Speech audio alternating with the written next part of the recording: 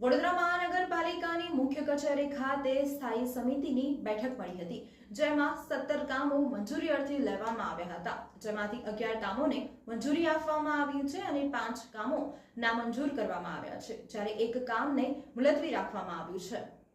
વડોદરા મહાનગરપાલિકાની કચેરી ખાતે આજ રોજ સ્થાયી સમિતિની બેઠક મળી હતી, જેમાં કુલ 17 કામો મંજૂરી અર્થે લેવામાં આવ્યા હતા, જેમાંથી 11 કામોને મંજૂરી આપવામાં આવી છે અને 5 કામો નામંજૂર કરવામાં આવ્યા હતા, જ્યારે એક કામને મુલતવી રાખવામાં આવ્યું હતું। આજની આ બેઠકમાં કેમિકલ ખાતાના જેસીબી સમક્ષ મશીનો ભાડે લેવાના વાર્ષિક ઇજારામાં 30 લાખની ખર્ચમાં વધારો કરવામાં કામને 15 લાખની મંજૂરી આપવામાં આવી હતી। વડોદરા મહાનગરપાલિકાની મુખ્ય કચેરી બિલ્ડિંગમાં ફાયર પ્રોટેક્શન સિસ્ટમ ઇન્સ્ટોલ તથા વિવિધ ઝોન વોર્ડ ઓફિસમાં ફાયરના સાધનો લગાવવાના કામને મંજૂર કરવામાં આવ્યું હતું।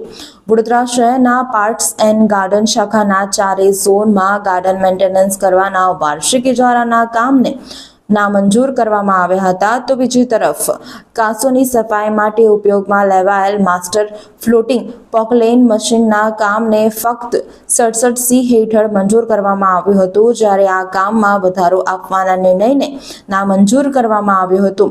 વધુ માહિતી સ્થાયી સમિતિના અધ્યક્ષ ડોક્ટર શીતલ મિસ્ત્રીએ આપી હતી।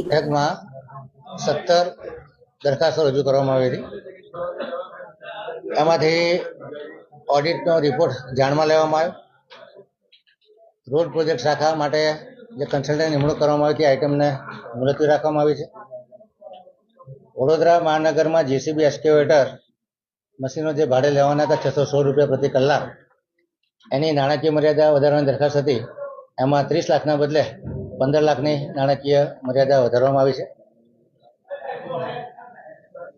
ડ્રેન માસ્ટર જે ફ્લોટિંગ જેસીબી મશીન હતું, જે કાંસ સફાઈ કરવા માટે ચોમાસા દરમિયાન 28 દિવસ માટે વાપરવામાં આવ્યું હતું, એ 67(3)C માં 16,44,000નો ખર્ચો મંજૂર કરવામાં આવ્યો છે।